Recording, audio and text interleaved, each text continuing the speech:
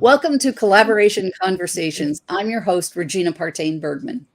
Once again, I am delighted to bring a co host and panelist to the show to have a free-form discussion about collaboration. If you've watched the show before, you know that there's no set agenda. We're going to talk about whatever collaboration means to us and hopefully add value to the world as we do so. So let me now introduce my co host today, Michael Hession. Michael is an infinite banking concepts authorized practitioner. Michael, that's a mouthful.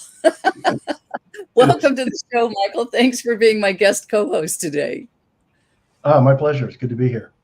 Awesome. Michael, would you take a moment, please, and share a bit about your journey getting to where you are now, who you serve, and why?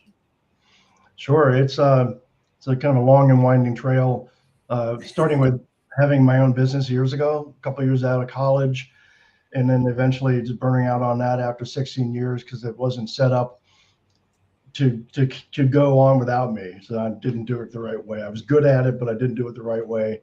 Eventually got into learning about leverage things like real estate. My wife and I had some property. I learned how to trade in the markets for myself and futures and currencies and that kind of thing. So it was kind of a learning curve and realized that I went real wild about the speculative side of things because you have no control over it.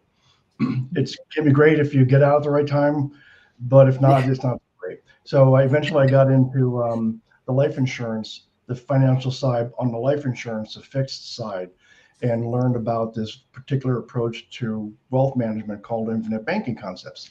And about 10 years ago, I was first exposed to that. And I've just been doing it ever since for myself and my family, and then with clients for the last 6 years. So sort of a circuitous route, but going to, well, you know, all the stuff they tell you to do, you don't actually have to do it. The government, Wall Street, the big banks, all that stuff. There are other things that you can do that are much better if you're willing to take it on. So that's Awesome. how I got here. And I'm so grateful that people like yourself are willing to take on the challenge of educating the rest of us about those kinds of things. Because a Sisyphusian, or Sisyphus was the guy pushing up the rock, right? So it can be feel like that sometimes. I'm sure. Everything else, what I do, not a lot of people have heard of it, so it can occur as I've never heard of it. It must not be legitimate. So yeah, there you go. And you hit upon a subject near and dear to my heart as well, which is, as you know, what I do is help teach people how to run that or how to create that business that can run without them. So yeah, definitely. Absolutely. Awesome. Michael, would you please introduce each of our panelists and have them share a bit about their journey, who they serve, and why? Absolutely. I'll start with the gentleman I've known the longest, Joe Glover. We met almost 2 years ago, right, Joe? Yeah. Down in New Orleans. So, right. And we just hit it off, and we were talking. So Joe has a varied background on the business side of things. Was hobnobbing with Silicon Valley back in the day, and mergers and acquisitions and all kinds of things on the business side.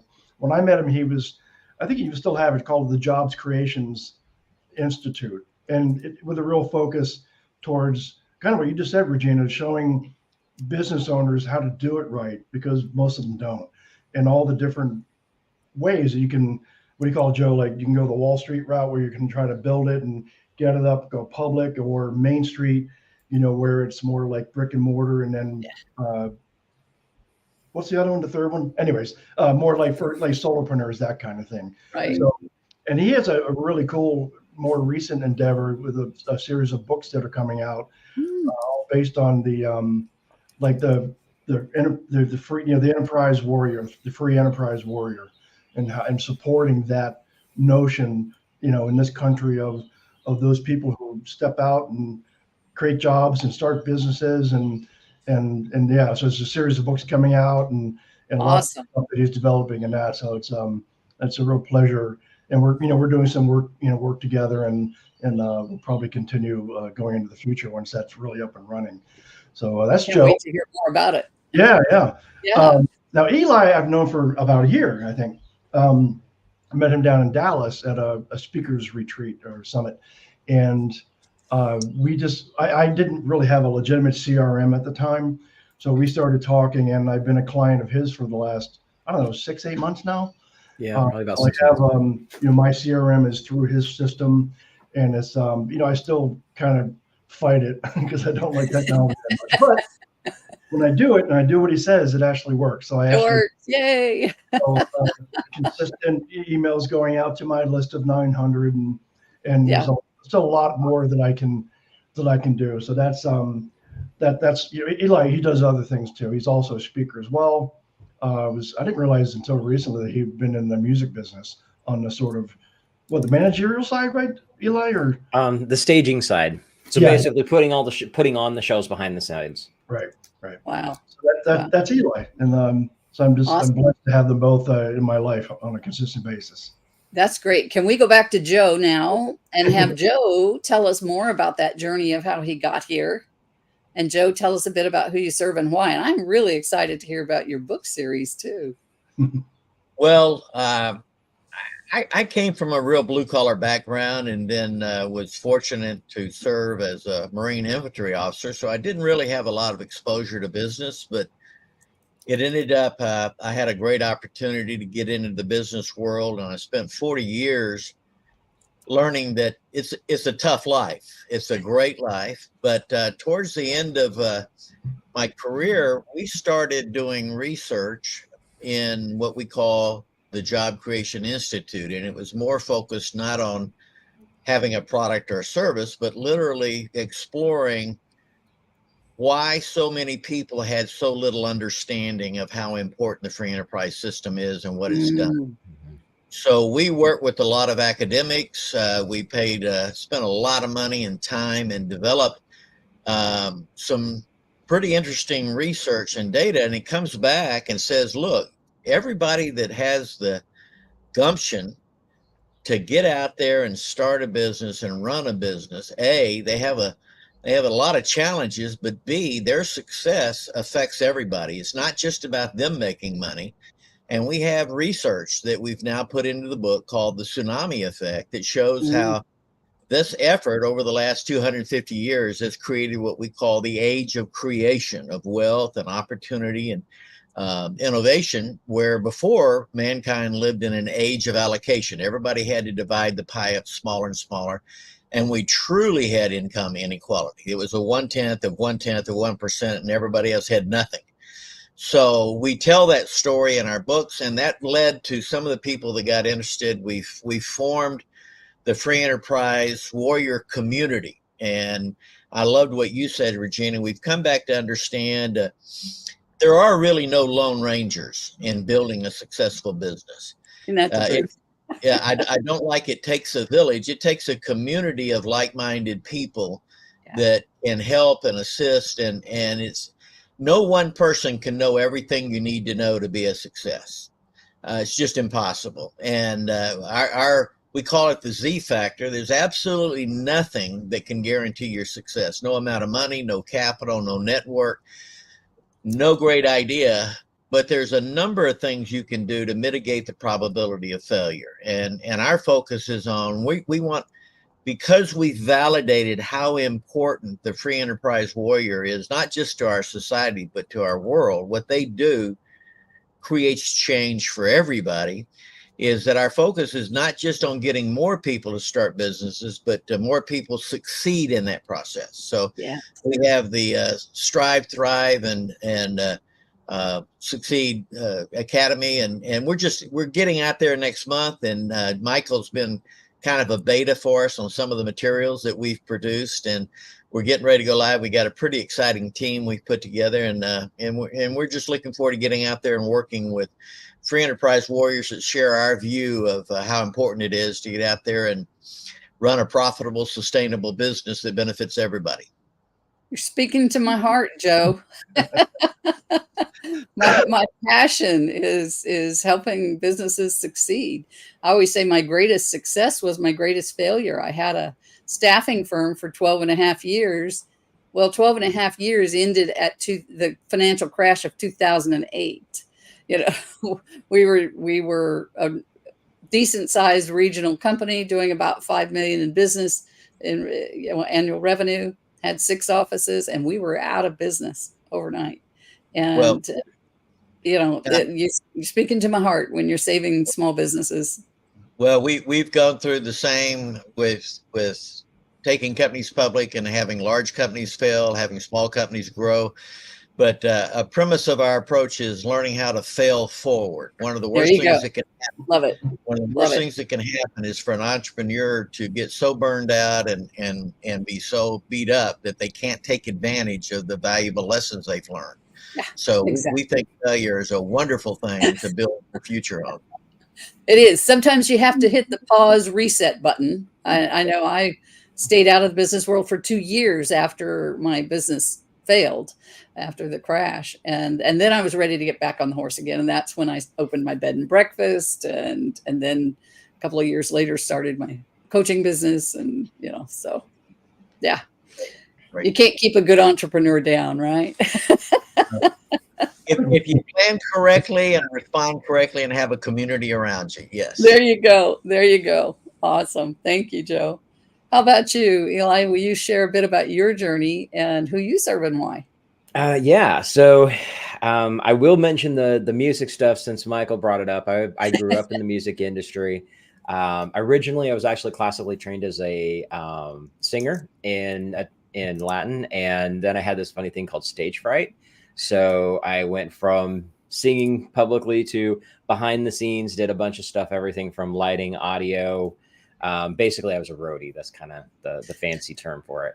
Had a blast with that, but then moved on into the computer industry, started my first company. It was a web and graphic design agency back in like 95, 96, something like that, and grew that to 5 employees, had an office, closing 3 to 5 contracts a week. We were just killing it, doing an awesome job. It was all through networking, it was all through connecting. I didn't do any kind of advertising. This is before the internet was really even near as connected as we are now. Then I realized I did not like going to an office, and I didn't like having employees either. So I basically burned the whole thing down and started a whole new business. And that was in 2008. Yeah, 2008. So the perfect time to start a new business, right in the middle of a economic blow up. But that business is still around. That's what I do now. It's been through some evolutions, but what I do now is I help my clients. They are industry experts that are looking to establish 2 different things. Number one is they know there's this thing that they have to become. I hate to use the word because it's a very cringy word, is influencer. They know they have to be more public. The personal brand is really important. They're finally seeing that, because for a long time people didn't. They always thought that they could just hide behind their company. But now they're realizing I have to be out there. People connect with people, which, that's what we all know, right? But the second thing is also they know that they have leads coming in the door. They have prospects coming in that are ready to go, but they're just not ready yet. And they're not following up the way they should. And that's where my magic comes in, is I am the automated system strategist. I put systems in place to automate everything you can. I call it, we have what we call automate what you can, delegate what you can't, delete all the crap you shouldn't be doing anyway, which we call entrepreneur ADD. Get it off the plate, put it in the machine. So the machine does the majority of the work for you, which does 2 things. Number one, it keeps you from forgetting, because you are human. You will drop the ball. And 2, it frees you up to buy your time back and be able to do all the other fun things, which is the real relationships. And that's the part that I love the most, which is, if you're watching the video right above my head, it says meet cool people, because that's what I like to do the most. Fantastic. Awesome. I'm so excited to meet all of you today. Joe, great panelist you brought to the show today. This is going to be fun. I always believe that if you can't have fun while you're doing something, there's no point in doing it. So let's make this fun, gentlemen. That was my number one rule with my business. If you're not having fun, get the hell out. There you go. There you go. If you can't have fun while you're doing it, why bother, right? Yep. Life's too short to not enjoy what you're doing. So it sounds to me that collaboration has been a really important part for all of you in what you're doing. Joe, I certainly hear that in your free enterprise warriors, and Eli in what you're doing as well, and with your CRM and your networking, how you built your business on networking, and Michael, obviously, in your business as well. If you had to share one key takeaway of your success that came from collaborating with others, what would that be? What's one key thing that you've learned that from collaboration that you could share with others to help them on their journey? Because a lot of people have not discovered collaboration yet, right? So part of what we're here to do is to reinforce what people do know about collaboration, to give them new ideas about how to collaborate, and to educate those who've never experienced collaboration on the many benefits of it. Joe, I can see your wheels turning. Would you like to go first? Well, there's an old trope that has served me well. And again, we use the word warrior. A lot of what I learned in life went back to my early training, how to survive as a Marine in a combat environment. But the idea was the fool never learns from his mistakes. The average person learns from his mistakes, and I spent a lot of time making every mistake possible to learn. It says, but the wise man listens and learns from those who have already made the mistakes and can share that with them. And that's the essence of collaboration to me. You have a responsibility to pass on to those who are coming after you, especially once you understand that the free enterprise system is not all of us fighting against each other. It's all of us working together, even with our competition sometimes, to create a more efficient, more viable marketplace and serving our customers in the marketplace better. But then again, the role of mentoring those we've been mentored. Every one of us have learned from people who have gone before. I call it standing on the shoulders. And then it comes a time when we got to help people stand on our shoulders. So to me, the essence of collaboration is focused on eliminating as many mistakes as possible by not repeating, if you can learn from people that have already made them. I love that. I love that. And Joe, by the way, I meant to tell you, thank you for your service. Really appreciate your service. It was a privilege. Yeah, I completely agree with you. If we can humble ourselves to learn from the mistakes of others instead of thinking we know it all or that we have to do it all on our own, we can certainly shortcut the process. I have a sign on my or flyer that I've pasted up on the wall in front of me here to echo something you said there. There's more than enough money in the world to go around. Yeah. Well, if I might footnote that, if you Please. let me be so bold as to do that, we live in a period of time where that's a case because of the effort of Free Enterprise Warriors. That was not a truism the first thousands of years of life. There literally was not enough wealth in the world to do what we needed. But over the last 250 years, and it was really set forth by Adam Smith and his concept, The Wealth of Nations. One of our efforts, and you'll forgive me for being somewhat pedantic here, but it's our mantra, it's our passion, it's understanding. It's real easy to take for granted that we do have an environment where there's a ton of money for investment into growth and improve our lifestyles. But that's only in the last 2.5 centuries that's been a reality. And it's because of everybody going out that had the idea for an idea and being in an environment where they could take that idea. And I love that you have Profit Doctor in your title, because it's all about creating the profits that create a return of investment that in turn allow more profits to be created. And the reality is people think profits are bad because it just makes you rich. But once you understand, and what our research showed us and why we're so anxious to get this out there, is that you can't but create wealth for everybody else if you're successful in building your business. Yeah. And there's several aspects of that, one of which is you cannot do the good in the world that you want to do. Amen. Without having funds for that. And that comes from that profit that you make. That's right. Yeah. Everybody really needs to get that through their mind. That is profit that gives us the ability to eliminate air pollution and water pollution. Is profit that allows us to hope for a better future. It's profit that allows our sustainable profit that lets us continue to share our message with others. Yeah, absolutely. Absolutely. Thank you, Joe. Eli, your thoughts?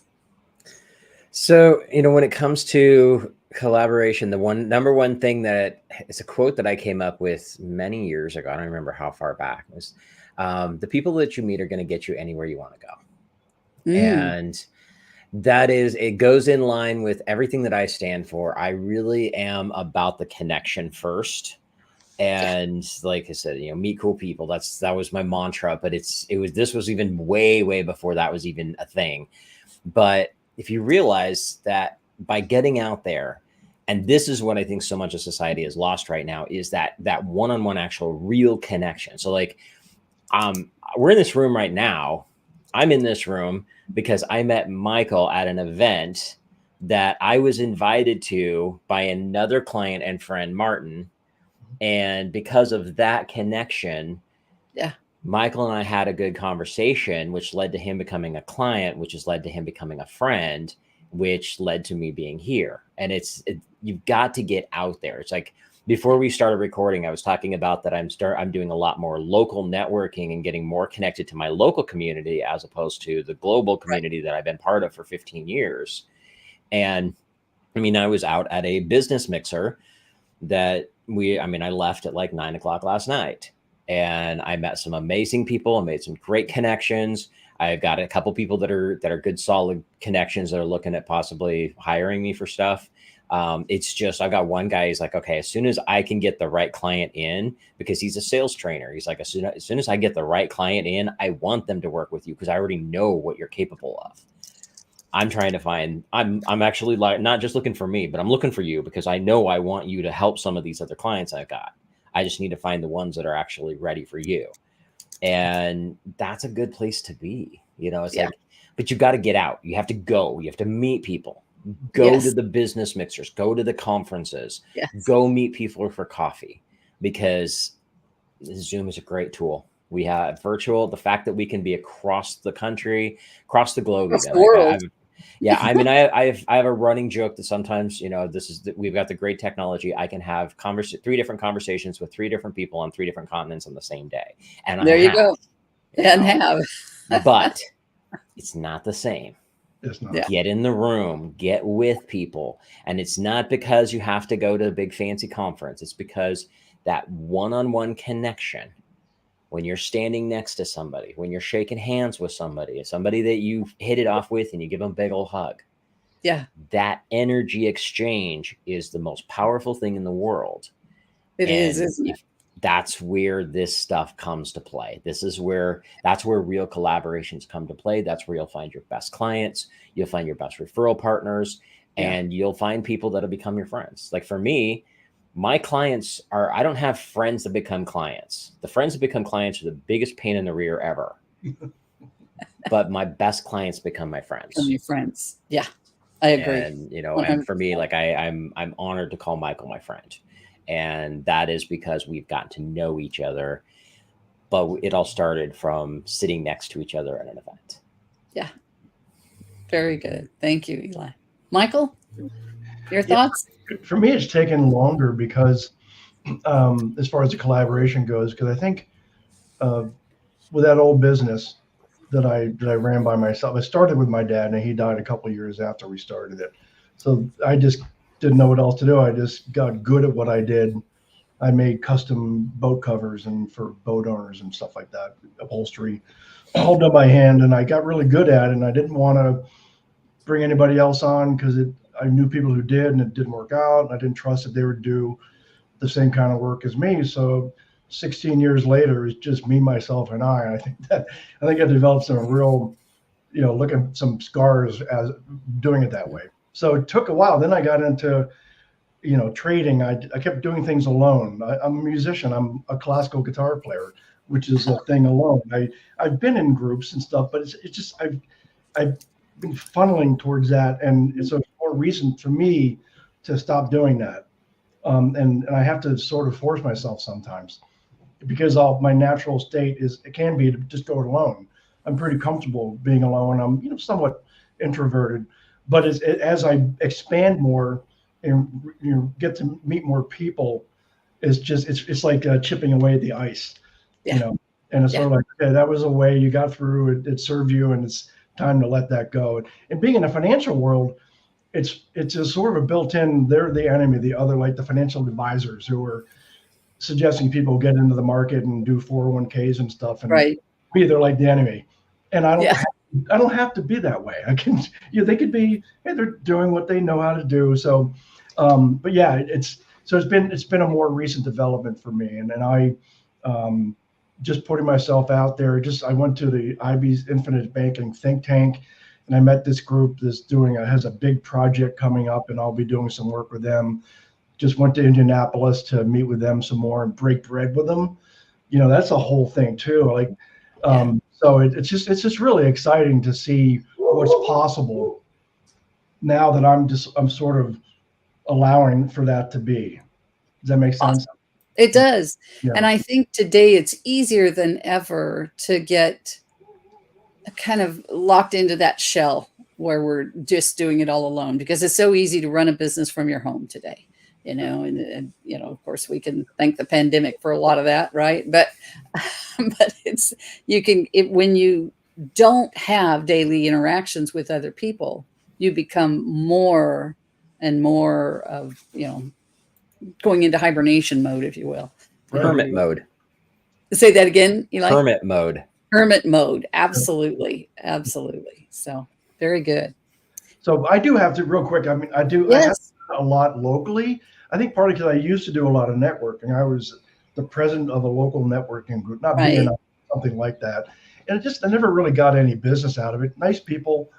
And then when the pandemic hit, I just never got back into it. And it's sort of like, all right, you need to get back out locally again too, because most of the clients are all over the country.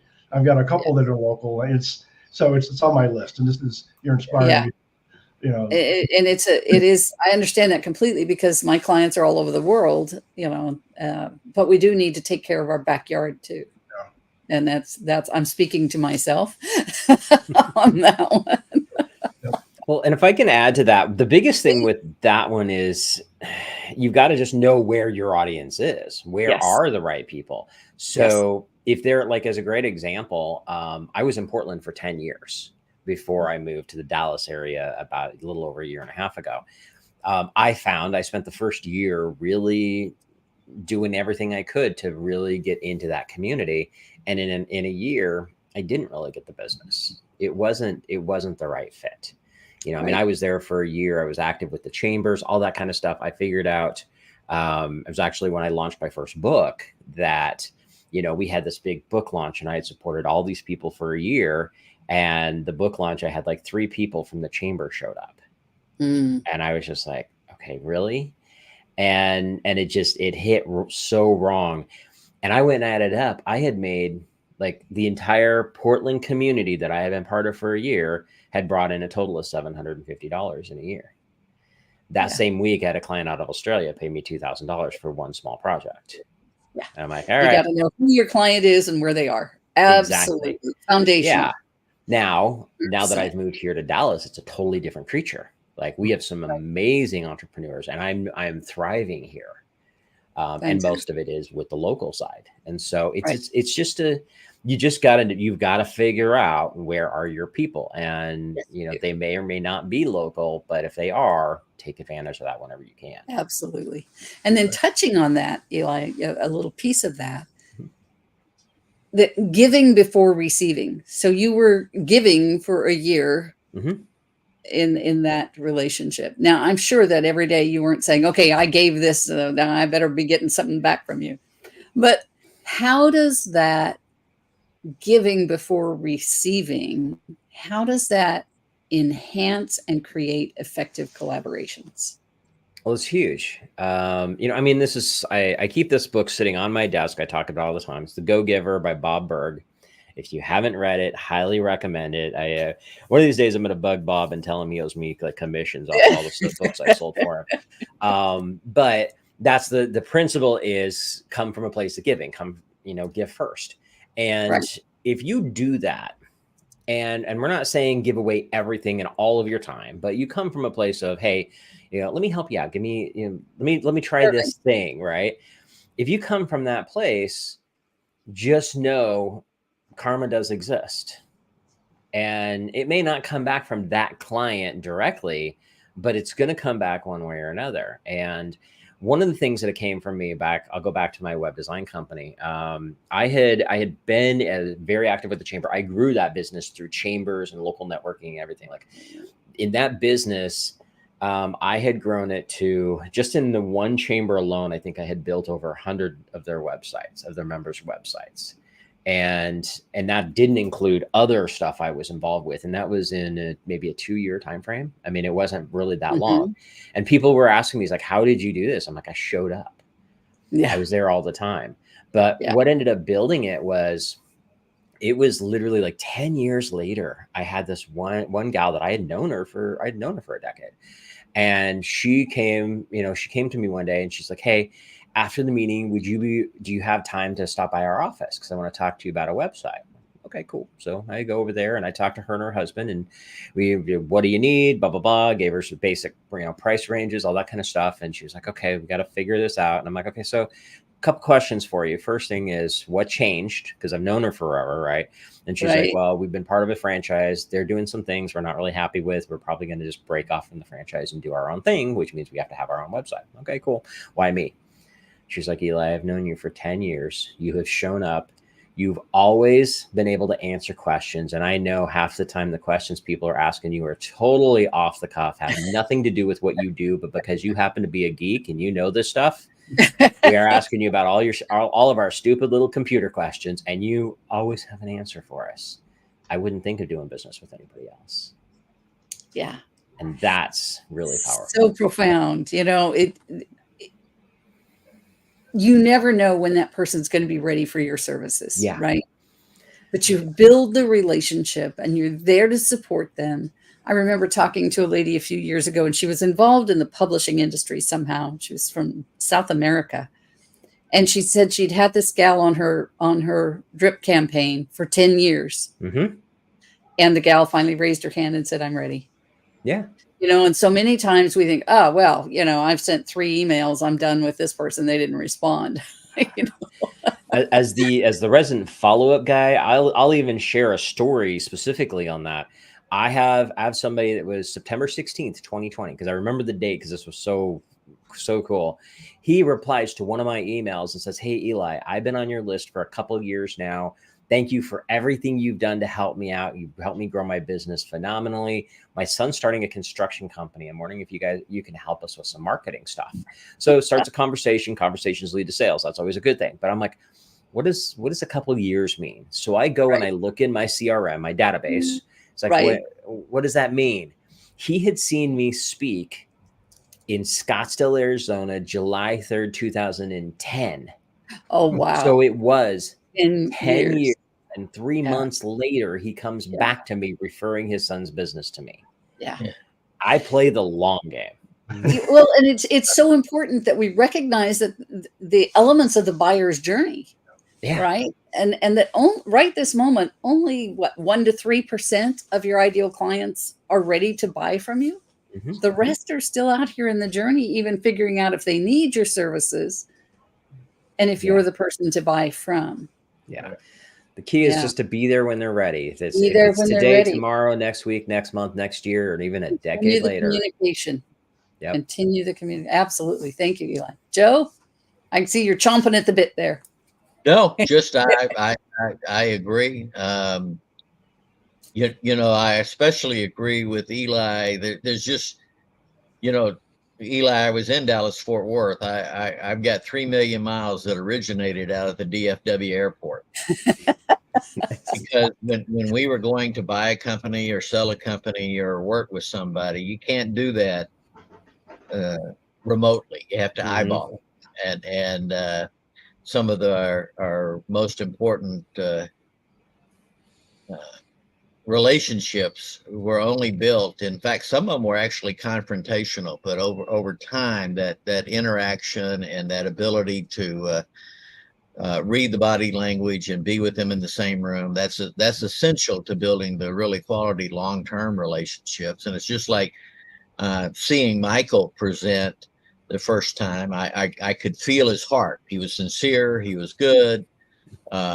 knew what he was talking about, and I said, that's the kind of guy that I like to work with. Of course, we can't always do that with every relationship, but if you build that core, and in the community, a lot of what we're talking about is going to be remote, but that does lead to why some of them are already saying, when's our first live event? Because they're happy for a while, but then they want that live event where they can literally stand there with a drink in their hand and eyeball somebody and laugh or not laugh at their jokes and just get to know who they are.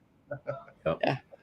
And that, that I have to touch on that for just a moment. That is such a surreal experience when you have only known this person virtually and you've worked together for some time together virtually, and suddenly you are in a place where you actually get to physically meet. It is the most amazing experience. I had that happen last year at a conference in Cancun with a group of people that I've been working with for a number of years. And to finally actually be in the same space and get to touch and hug and, interact with people, or have somebody walk past you and go, oh, you're Regina, It was just amazing. It was a very exciting and interesting experience. Michael, your thoughts? Yeah, just something that Eli touched on, and it's been in the conversation, just the idea of giving first. So Eli knows this gentleman. His name is Jace Souter, who has a company that's geared around teaching people how to effectively speak from stage. The event I met Joe at 2 years ago was also a speaker training thing, and it was one of Jace's partners who was presenting for him at that. So that's how it started. Because with what I do, I thought, well, I need to be effective at talking about this thing called infinite banking. That would be helpful because it's a challenge. So anyways, sort of fast forward, I'm in Jace's, long-term program, and he also has personal development programs as well as just speaking from stage and that kind of thing. So it's a very sort of holistic approach to your business, being a better person, you're presenting better, all this stuff. So he had this event in Vegas last month, and I had originally planned to be on team for it, to just fly out there on my own and be of service to 20, 25 people going through this 5-day, at times very intensive sort of personal growth thing. And about a month before, I was like, I'm probably not going to go. I just, I kind of shrunk up a little bit, and it was in the dead of night. And I don't know if it's, God, I'm a little God or whatever. Someone in the middle of the night said, or a voice in my head said, no, you have to go. You're going to Vegas and you're going to be on team, because your initial instinct to say yes to it, months earlier was right. Back up now. So I went, and it was great. But being just of service for these people and what it led to it. So just being there, I met someone there she's a real estate investor, and she had me on her show. And I have at least one guy who was probably going to be a client coming out of that. So it's just like a good example of just going and being of service. You never know what it will lead to. And even going there, I ended up being, so it's just really interesting how it works that way. It also reminds me a little bit of when my wife and I went through bankruptcy in 2008. And it took me a real long time to crawl out of that hole. I took it very personally, and, my wife is quicker to emerge out of that, and thank God. One of the first things I did that really helped was I volunteered at a soup kitchen. I was driving for Uber or something like that. This is, 2009 or somewhere in there. And before I really entered the workforce, because I had been self-employed for 20 years and didn't know what the hell to do. It's like, what I do now, I've had my own. Anyways, but doing that, just going to a soup kitchen and for lunch and helping, feed these people who were much worse off than me was very, it was really helpful. It was very key in sort of saying, I can be of service to these people, and I still have it pretty good. I still got my wife and my kid. We still out of our home, so it's perspective, doesn't it? Yeah, it does. It gives you perspective. If you're really feeling lousy, go volunteer for something. Go serve. Like physically volunteer. That person to person thing, not just like, throwing money at something. That's great too. But You can But put your that time. personal volunteering. When I was researching for my my book over my shoulder there, Bulletproof Your Marriage, one of the couples that I talked to, they said, yeah, if you're struggling in your marriage, the two of you go serve someone else. Mm. And it will, lift you and help, further your bond to one another. Right. So yeah, that serving is just absolutely critical. It is. Gentlemen, guess what? We're out of time. So we are going to move into our wrap-up round, which Michael is going to lead. So Michael, I'd like to have you call on everybody to share their final thoughts on collaboration and their contact information. And while you do that, I'll put their information into the public comments for folks. Okay. Go in the same order. Go with Joe. It's up to you, sir. Whatever you are feeling. Why don't you go ahead, Joe? Some further thoughts on collaboration and, stuff that's coming up, and have your contact info in there. Well, I think there's a term I love, prima facie. The fact that this collaboration is achieving. I've met Eli here. I've heard you mention him, but now we have the beginnings of a relationship. So this is self-evident of what works. I guess if I was to be selfish and speak about Free Enterprise Warrior, I want to underline, while I think the journey of the entrepreneur and the founder is one of the most exciting things we can do. And once you understand that it's not just about you, it's about everybody else, it makes it even more exciting and more rewarding, and counters some of the stuff we hear out in society today about how bad it is for you to be worried about, quote, making money. But when you understand in the whole context, it gives you a new enthusiasm. And it's important to collaborate with people who share your vision. We're humans. It's a tough road.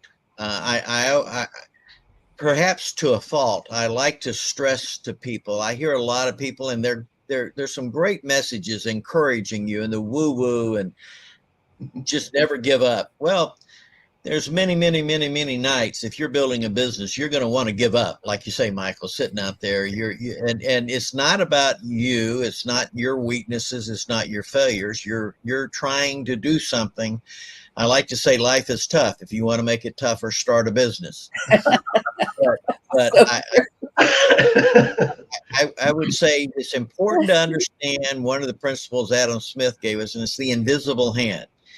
And the invisible hand does not collaborate. The visible hand works to put out of business those businesses that don't understand. The market doesn't care about how nice a person you are. They don't care about your passion. They don't care about your vision. The market cares, can you deliver a product or service that's going to meet my need or fulfill my requirements at a price that I'll pay, that lets you make a profit so you can survive and continue to do that. So we want to live on emotion sometimes, but it's a very pragmatic bottom line. Get out there, deliver the best product or service you can, make a profit doing it, and reinvest that profit in expanding your marketplace. Yeah. Well said. Yep. Eli, same question. So, final thoughts. There's so many.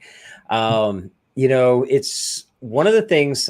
Michael even talked about this. He mentioned Jace, who's another cool dude that I met ages ago. It is so fun how you can figure out and you can chase down where people came from. So, like Jace and I got introduced because of another friend, Stephen Memel, who he and I spoke at an event by a guy by the name of David Fagan back in Phoenix 12 years ago. And you see that 6 degrees of separation kind of situation. Like I said earlier, the people that you meet are going to get you anywhere you want to go. You've got to pay attention to the details with that. You could walk in the door when you meet somebody. Don't be looking at, how am I going to make a sale? Look at how are we going to play together? Doesn't matter what that looks like. That could be, I mean, sometimes I don't have a referral for somebody. I just don't have the right person, but they can brainstorm with me and I'll give them some amazing ideas. And, you may be in that same situation. It's not necessarily that I'm going to get a sale from somebody, but having somebody that I can, that they're going to give me their advice and be a sounding board for me, that could be the value that you provide. So yeah, always look at all of that. And the other piece with that is if you're looking at a collaboration that's much more solid, like a cross promotion kind of situation, you always have to look at it win, win, win. So obviously number one win or the first win, I'm not going to say the number one. The first win is that you're going to get some new clients, which is awesome.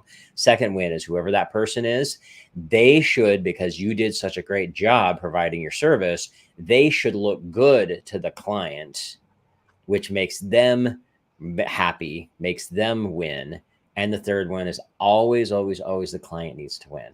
It's not about the money. It's about how you're providing value first, because money is nothing but a side effect to that value.